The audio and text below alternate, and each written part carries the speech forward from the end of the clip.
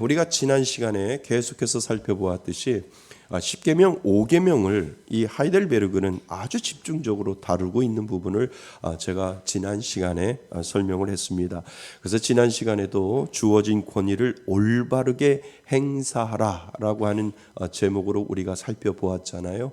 그러니까 부모에게 그리고 모든 권위를 가진 자들에게 교회와 그리고 회사와 그리고 정부, 나라와 모든 곳에 권위를 주었는데 이 권위를 그냥 사용하는 것이 아니라 정말 올바르게 사용해야 부모의 역할을 감당할 수 있고 또 부모로서의 권위를 세울 수 있는데 이것이 자신의 욕심과 자신의 생각으로 모든 것들을 하다 보면 이것이 잘못된 권위가 될 수 있고 잘못된 문제로 되어질 수 있음을 우리가 지난 시간에 살펴보았습니다.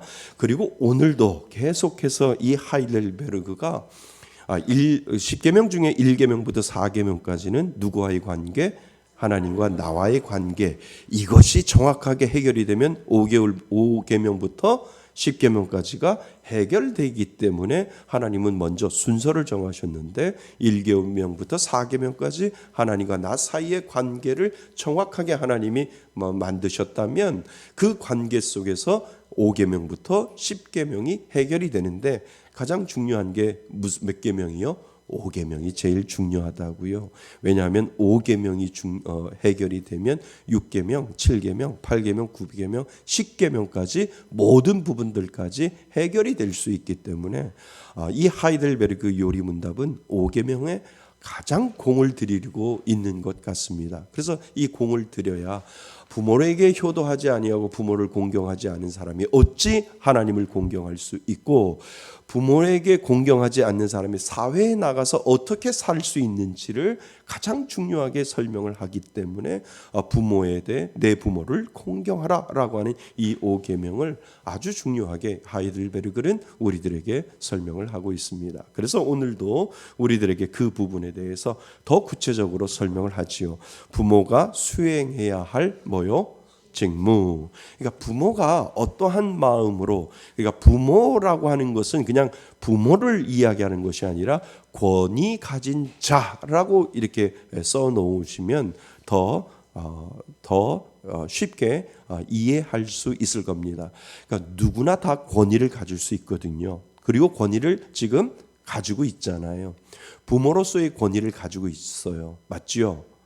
가정에 가면 그 가정을 모든 것들을 핸들링할 수 있는 부모로서의 권위를 다 가지고 있어요. 없어요? 다 있잖아요. 다 있고 교회 오면 직분을 받기 때문에 그 직분으로서의 모든 권위를 교회 안에서도 다 가지고 있지요. 그래서 목사도부터 시작해서 그 다음에 장로님, 그 다음에 권사님, 안수집사님, 집사님 모두 다 그 직분에 대한 권위를 가지고 있는데 그 직무를 잘 행할 수 있는 것을 영적인 가족을 통해서 하나님이 그 가족을 어떻게 직무를 행할지를 이 spiritual family, 그러니까 영적, 육적인 physical family가 아니라 spiritual family를 통해서 영적인 가족을 어떻게 그 가족을 하나님이 주셨는데 그 영적인 가족에서 내가 어떠한 직무를 감당해야 하는지를 하나님은 분명히 가르쳐주고 있다라고 하는 거죠. 회사도 마찬가지고요. 정부도 마찬가지고 나라도 마찬가지고 내가 있는 모든 공동체에서 부모가 수행해야 할 직무, 그러니까 그 권위를 가진 자들이 해야 할 정확한 직무, 해야 할 일이 무엇인지를 우리에게 지금 10계명 중에 5계명은 우리들에게 설명을 하고 있다는 겁니다. 오늘 특별히 예수님이 이 땅에 오셨을 때 세 가지의 직분을 가지고 예수님이 이 땅에 오셨거든요. 기억나세요? 예수님이 이 땅에 오실 때 그냥 예수님이 이거 조금만 높여주세요. 목이 아파요. 예수님이 이 땅에 오실 때요. 예수님이 이 땅에 오실 때 세 가지 직무를 가지고 오셨어요. 제가 말씀드리면 이해하실 거예요. 선지자적인 직무. 기억나시죠? 그 다음에 뭐요? 제사장적인 직무. 그 다음에 또 하나는 왕의 직무로 이 땅에 오셨다는 것. 근데 하이델베르그는 우리들에게 이 세 가지를 부모에게 적용을 시키고 이 세 가지를 교회라고 하는 이 공동체 속에서 권위 가진 자들에게 그거를 적용을 시키고, 그리고 모든 공동체 속에서 예수님이 이 땅에 오셔서 당신의 직무를 행했던 그 의미를 모든 권위를 가진 자들에게 이것을 대입을 해서 이것으로 그것을 설명해 주고 있다라고 하는 거죠. 그래서 오늘 우리는 이 세 가지 측면에서 부모가 행해야 할 그 직무가 무엇인지를 바로 우리는 알아야 되고요. 그것을 통해서 교회를, 그것을 통해서 공동체를, 그것을 통해서 나라와 정부와 그리고 회사를 어떻게 내가 권위 가진 자로서 어떻게 직무를 행할 수 있는지를 우리가 공부해 보셔야 됩니다. 자, 부모가 수행해야 할 직무. 자, 하이델베르그 요리문답 104문은 내 부모를 공경하라라고 하는 제5계명에 대한 설명을 다루며 부모와 자녀 간의 관계에서 부모가 수행해야 할 직무에 대해서 중요한 지침을 제공합니다. 여기까지 이해되셨죠? 예, 잘 따라오셔야 됩니다. 여기서는 부모의 직무를 성경에서 제시하는 세 가지 직분, 이게 예수님이 가지는 직분이에요. 예수님이 가지고 있는 직분처럼 똑같이 세 가지의 직분을 하이델베르그는 우리들에게 설명을 하고 있는데, 첫 번째는 뭐요? 선지자. 두 번째는 뭐요? 제사장. 세 번째는 뭐요? 왕의 직분으로 나누어서 설명을 하고 있다라고 하는 겁니다. 부모는 이 세 가지 직분을 통해서 자녀를 하나님의 말씀과 뜻에 따라 양육하도록 부름을 받았습니다. 이를 통해 부모는 자녀가 하나님의 백성으로 자라나도록 돕는 중요한 임무를 수행합니다. 자, 여기는 부모와 자녀와의 관계만이 아니라 교회에서 내가 부모의 역할을 할 수 있어요. 맞죠? 우리 교회 주일학교 아이들이 있잖아요. 그러니까 여러분들은 영적인 부모로서 그 역할을 감당하셔야 돼요. 내 자녀가 다 출가해서 없다 할지라도 여러분들에게는 누가 있어요? 손주가 있잖아요. 그 손주들도 여러분들이 직무를 수행해야 할 역할이 있고 직무를 감당해야 할 지금의 역할이 분명히 여러분들에게도 있다는 거죠. 그래서 나는 자식이 없는데, 아니요, 그거하고는 상관이 없어요.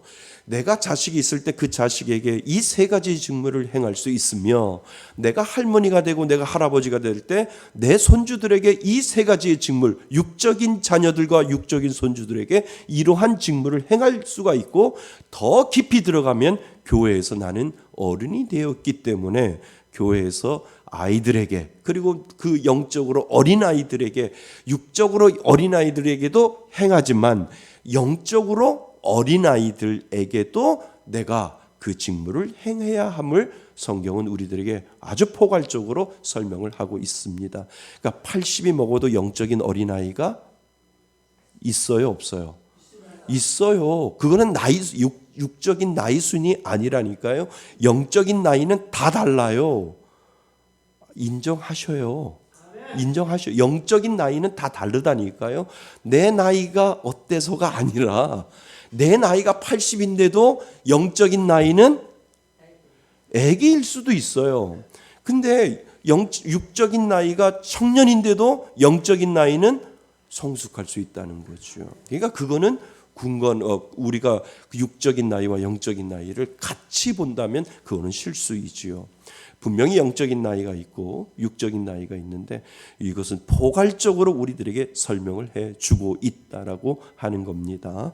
자, 그래서 이를 통해 부모는 자녀가 하나님의 백성으로 자라도록 돕는 중요한 임무를 수행합니다. 자, 첫 번째 우리가 생각해야 할 것이 선지자의 직무. 내가 부모 입장이 되면 내 육적인 자녀들, 실질적으로 다이렉트하게 내 육적인 자녀에게 어떠한 직무를 해야 할까? 그것이 첫 번째가 선지자적인 직무가 필요하다라고 하는 것을 우리들에게 가르쳐주고 있는 거죠.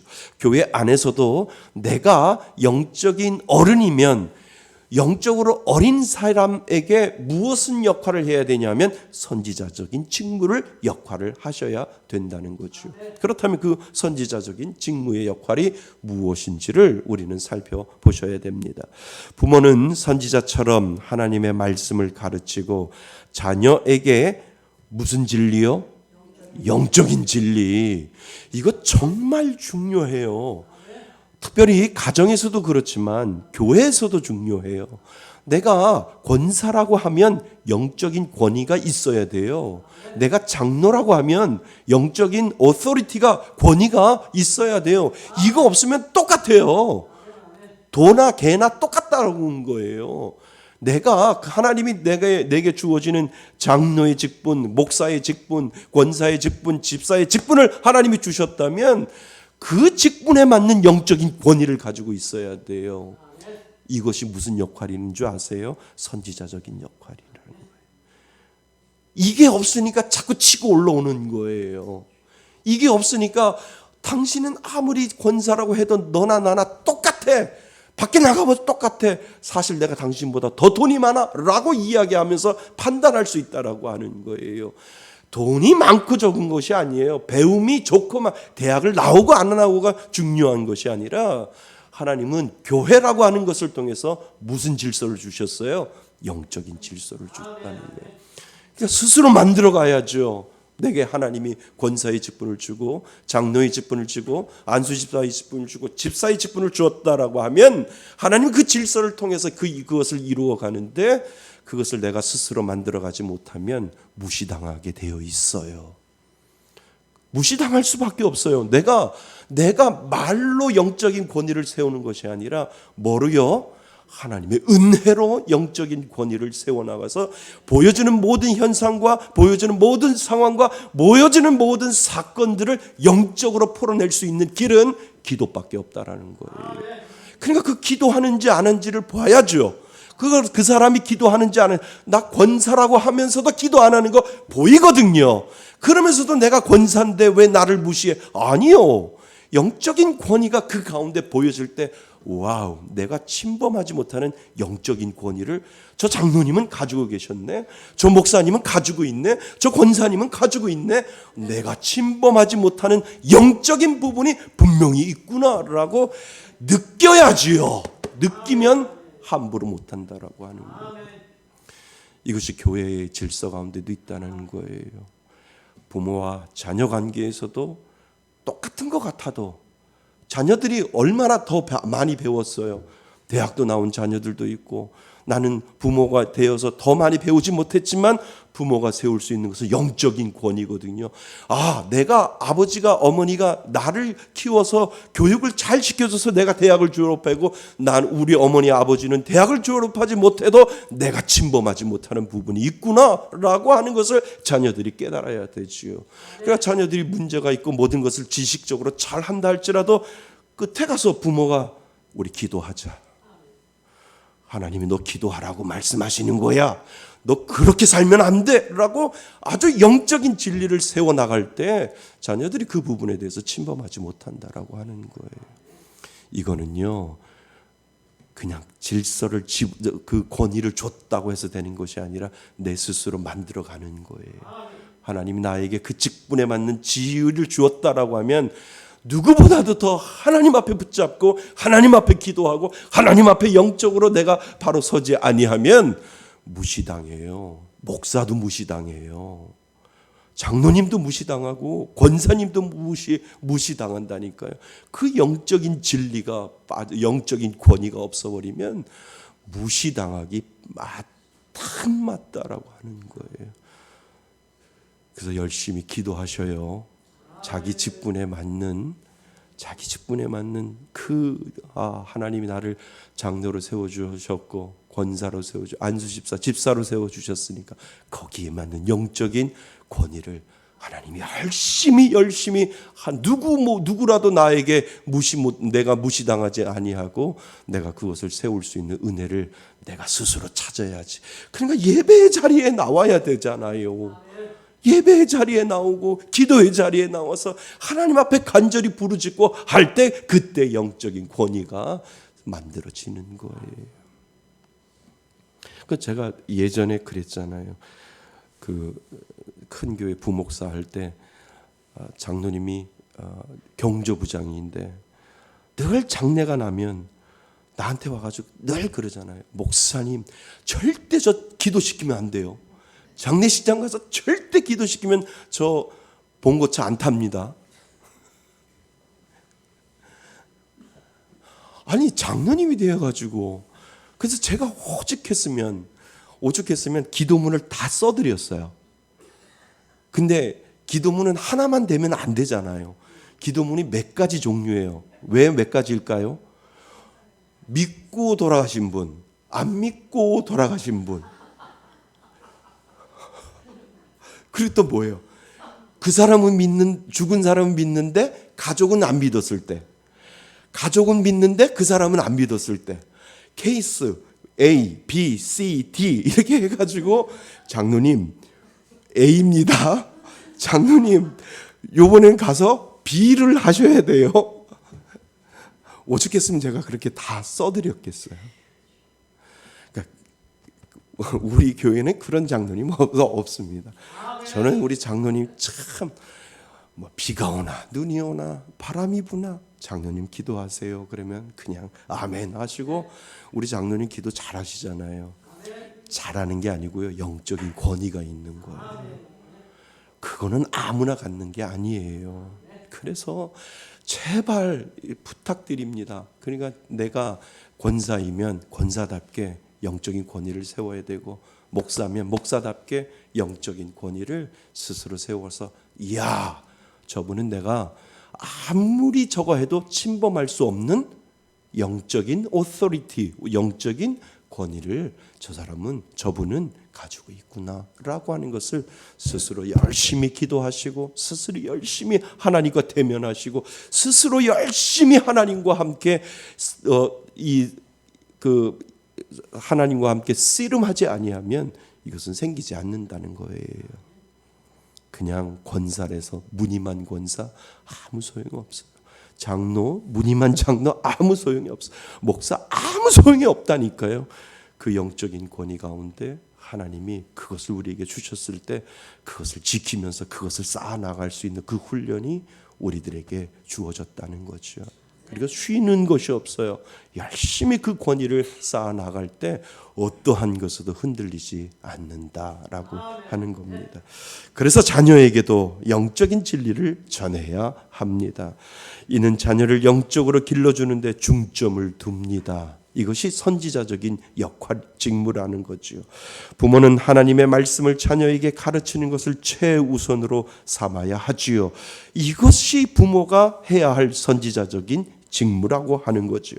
신명기 6장 6절 7절에서 하나님은 부모에게 자녀와 함께 앉고 길을 갈 때, 누울 때, 일어날 때마다 하나님의 무엇을 계명을 가르치라고 명령을 합니다. 왜요? 선지자적인 역할이 우리들에게 주어졌기 때문에 그렇다는 거죠.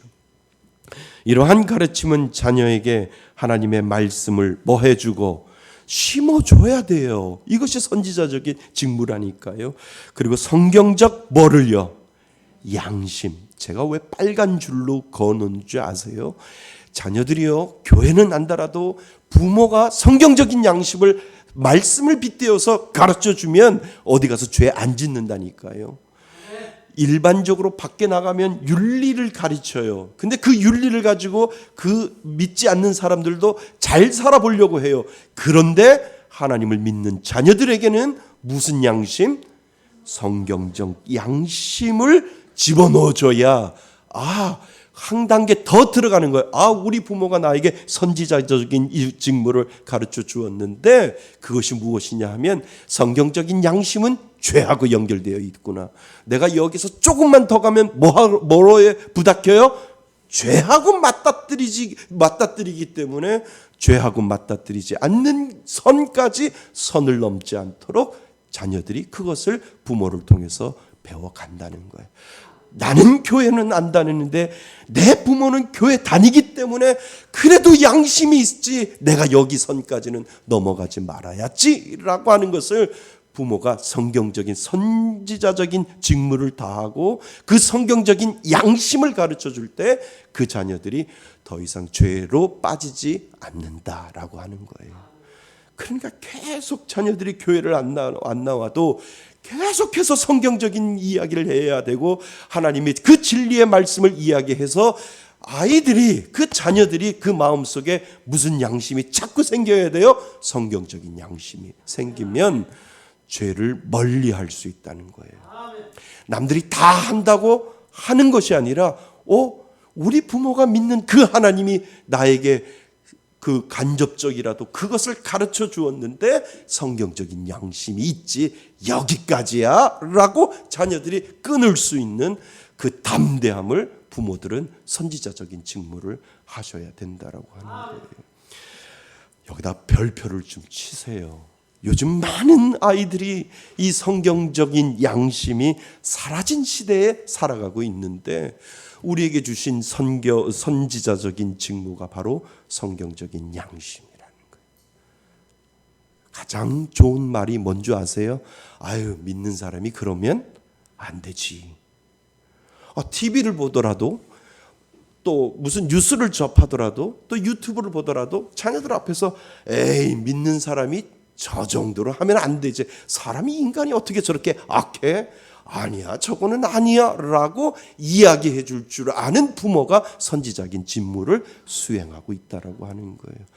아이고, 하나님도 무심하시지. 저런 놈이, 저런 사람이 살려두는 하나님, 이렇게 이야기할 정도로 선지자적인 양심을 무의식적으로 간접적이라도 그것을 가르쳐 주지 아니하면 안 된다라고 하는 거예요. 이것을 스펀지처럼 자녀들은 다 받아들여요. 스펀지처럼 가만히 있어도 콩나물처럼 이것을 다 받아들인다니까요. 그리고 부모가 없을 때 그 아이들도 선지자적인 역할을 감당한다는 거예요. 왜요? 그 마음속에 무슨 양심이 있기 때문에 성경적인 양심이 그 가운데 있기 때문에 간접적으로 그것이 나중에 그 아이들에게 드러난다는 거죠. 교회도 마찬가지예요.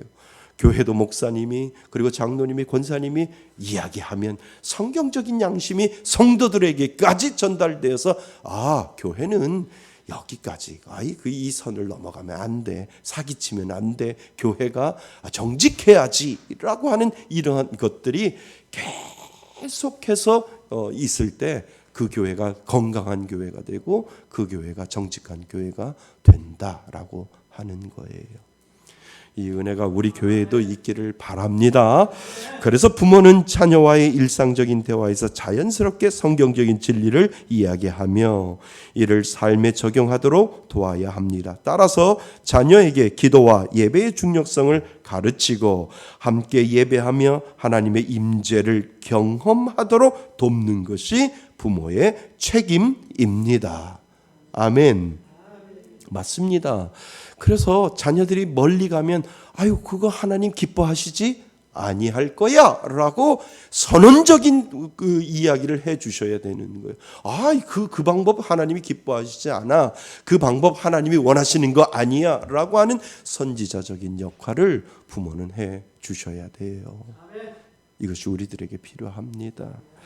부모는 자녀에게 신앙과 기독교 생활에 대하여 긍정적인 인상을 심어줘야 합니다. 맞지요?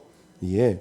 부모의 삶은 자녀가 하나님을 사랑하고 그분의 백성이 되는 것을 동경하게 만드는 모범이 되어야 합니다.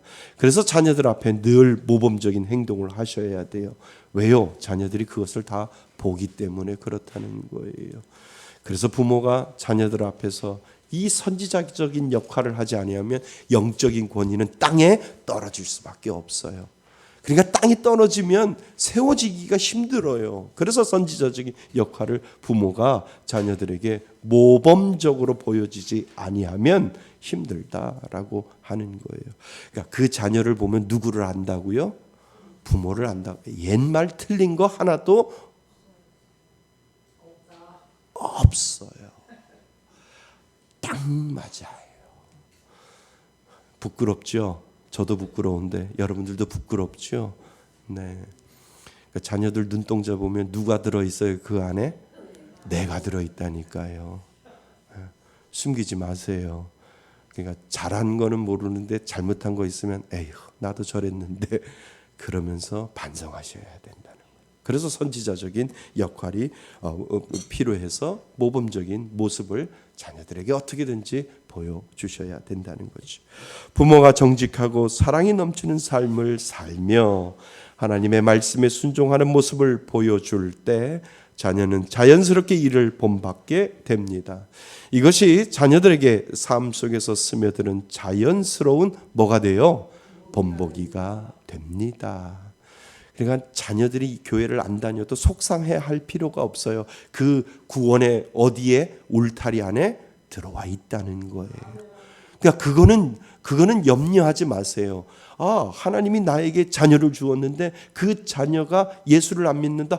속상하지요. 근데 기도하면 하나님은 그 자녀가 어디에 바운드리 안에 구원해라고 하는 울타리 안에 분명히 들어 있다라고 하는 그 소망을 잊어버리시면 안 돼요.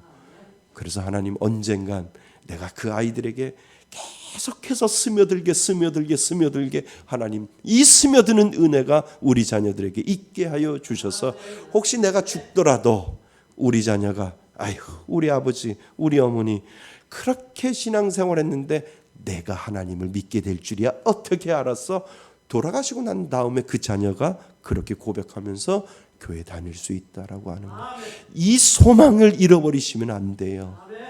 내가 죽는 날 그날까지 내 자녀가 예수 믿지 않더라도 내가 천국에 있어서 있다 할지라도 언젠가는 내 자녀가 주께로 돌아와서 우리 어머니가 그렇게 신앙생활 하다가 돌아가셨지 우리 아버지가 그렇게 신앙생활 하나님 부르시다가 그렇게 돌아가셨는데 내가 이 나이 아버지 돌아가신 나이가 되어 50, 60, 70이 되어서 이제서야 주께로 돌아왔네요.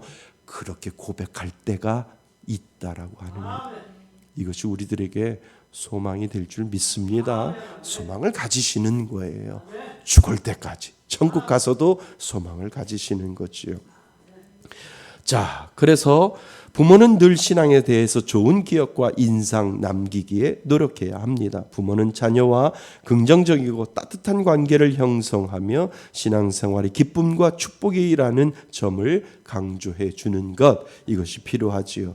이를 통해 자녀가 신앙생활을 자발적으로 원하게 만들 수 있습니다. 이것이 무슨 직무라고요? 성지자적인 직무가 우리들에게 필요하다라고 하는 거죠. 자, 두 번째는 부모로서의 권위, 그리고 교회 권위를 가지고 있는 자로서의 제사장으로서의 직무를 우리들에게 보여주고 있습니다. 부모는 제사장의 심정을 품고 자녀를 위하여 뭐하며 기도하며 그들을 하나님께 드리는 마음으로 소중히 여겨야 합니다. 그러니까 제사장적인 직무는 뭐냐면 한마디로 뭐예요? 기도예요. 기도. 하나님, 내가 예수님이 이 땅에 오셔서 나를 위해서 중보해 주셨던 것처럼 하나님, 내가 자녀를 위하여서 중보기도 하겠습니다. 이것이 뭐의 역할이라고요? 제사장적인 직무라는 거예요. 그러니까 여러분들은, 저도 그렇지만 여러분들은 끝까지 죽을 때까지 누구를 위해서 제사장 역할을 해야 돼요? 자녀들을 위해서 제사장 역할을 해야 되는데 그 제사장 역할이 뭐라고요? 기도라는 거예요. 그러니까 새벽마다 자녀를 이름을 부르면서 기도해야 하고 그 자녀를 놓고도 하나님 앞에 간절히 기도하는 이유가 바로 제사장적인 직무를 오늘도 감당하는 거지요. 그래서 여러분들이 저만 제사장이 아니라 여러분들은 가정의 제사장이라는 거예요. 하나님, 우리 자녀들을 위하여 끝까지 기도하겠습니다. 이것이 제사장의 직무라고 하는 거지요. 그래서 자녀를 위한 기도가 늘 필요합니다. 부모는 자녀를 위한 중보자가 되어야 합니다. 맞지요? 예, 거기다 동그라미 치세요. 중보자가 되어야 합니다. 욥기 1장 5절에서 욥은 자녀를 위하여 정기적으로 하나님께 뭐 드리며 제사를 드렸잖아요. 그리고 그들의 죄를 뭐하여 용서받도록 기도했지요. 맞지요? 욥은 자녀를 그렇게 끔찍이 사랑했는데 제사장적인 직무를 다하면서 사랑했어요. 그러니까 여러분들이 그냥 사랑하는 것이 아니라 하나님 제일 중요한 게 뭐요? 기도예요. 왜냐하면 그 제사장적인 직무를 믿는 자에게 하나님이 주셨기 때문에 하나님, 제가 자녀를 위해서 이 기도를 죽는 날까지 쉬지 않겠습니다라고 하는 것이 제사장이 직무를 가져야 될 가장 좋은 일이다라고 하는 거지요. 이처럼 부모는 자녀의 영적인 성장과 보호를 위해 꾸준히 기도해야 합니다. 부모는 자녀를 하나님께 맡기신 귀중한 선물로 여겨야 합니다. 이로 인해 자녀를 사랑하고 존중으로 대하고 그들의 필요를 이해하며 격려하는 태도가 중요하지요. 자, 그래서 기억할 건 뭐예요? 제사장의 직무는 뭐라고요? 한마디로 기도. 오늘도 제사장의 직무를 감당하셔야 돼요.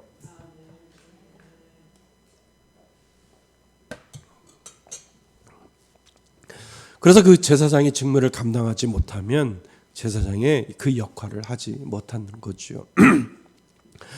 그래서 기도하기를 바랍니다. 끊임없이 기도하는 거예요. 그것이 제사장의 직무라고 하는 거죠. 자, 세 번째는 뭐요? 왕으로서의 직무. 자, 선지자적인 직무. 아이들에게 말씀을 가르치고요. 그 말씀에 영적인 권위를 집어넣어서 영적인 진리를 가르쳐 주는 것이 선지자적인 역할이라면 제사장의 역할은 뭐라고요? 기도하는 거예요. 끝까지 자녀들을 위해서 기도하는 거고, 세 번째, 왕으로서의 직무. 부모는 왕으로서 하나님의 대리자로서 자녀를 정의와 사랑으로 다스리고 가정을 질서 있게 이끌어야 합니다. 무슨 말씀인 줄 알지요? 예, 왕은 정의로 이끌어가는 거고 사랑으로 다스리듯이 부모에게, 특별히 권위자에게는 정의와 바른 것과 그리고 그 바른 것 위에 사랑으로 덮어서 다스려야 됨을 우리들에게 가르쳐 주고 있다는 거죠. 잊지 않고 기억해야 할 것은 하나님의 대리자로서 인도가 중요합니다. 부모는 자녀를 하나님의 뜻에 따라 인도하며 그들에게 책임 있는 삶을 가르쳐야 되지요. 맞지요? 이것이 왕의 역할이잖아요. 왕이 가지고 있는 직무가 그거란 말이에요. 자녀들을 돌보고 자녀들을 보호하면서 끝까지 누구에게로 인도하는 역할? 하나님께로 인도하는 역할이 부모가 직무, 왕으로서의 직무를 우리들에게 수행하도록 만들어 주었다는 거죠.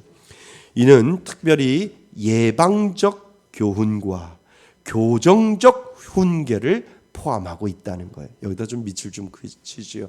왕으로서의 직무 안에는 뭐하고 뭐가 있다고요? 예방적 교훈과 그리고 교정적 훈계를 포함합니다. 예방적 교훈이 뭘까요? 다녀오겠습니다. 그럼 뭐라고 그래요? 차 조심해라, 길 조심해라. 그 말 하시죠? 안 하세요? 하잖아요. 저희 어머니가 저한테도 차 조심해라, 길 조심해라 늘 하시듯이 그것이 예방적 뭐라고요? 교훈. 예방적 교훈. 그 다음에 뭐요? 교정적 교훈. 야, 그렇게 하면 안 돼. 그렇게 하면 못 써. 이것이 교정적, 고쳐주는 거예요.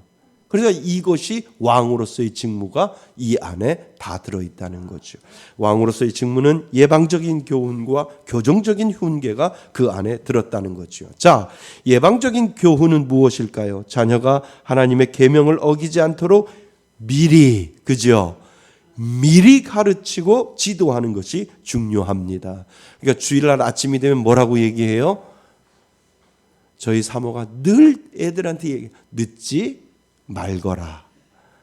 예배 시간 늦지 말거라. 늘 예방적인 교훈을 하는 거예요. 그거하고 똑같다라고 하는 겁니다. 그래서 예를 들어 물건을 실수로 떨어뜨리는 그것은 죄가 아니기 때문에 책망하지 않고 조심하도록 가르쳐 주는 것이 필요하듯이 다음부터는 조심해 이렇게 이야기를 하잖아요. 미리 신앙으로 바로 설 수 있도록 예방적 신앙 교육이 필요합니다. 예, 그래서 저는 이제 못하더라도 우리 사모는 자녀들에게 하나님 앞에 드릴 11조 먼저 띄워놓고 하나님 앞에 드릴 감사의물 띄워놓고 하나님 앞에 예배 드려야 되고 늦으면 안 된다. 그리고 하나님 말씀 들을 때 잘 들어야 된다. 뭐 이렇게 예방적인 그 교육 훈련들이 늘 이것이 왕의 직무 안에 들어있다라고 하는 거죠. 자, 그래서 내일 주일이라면 오늘 무리하게 늦게까지 놀지 아니하고 주일을 준비하는 마음을 심어주기 위해 예방적인 교훈과 지도가 필요합니다. 그러니까 토요일 늦게까지 TV 보면 뭐라고 얘기해야 돼요? 내일 주일인데 빨리 끄고 들어가서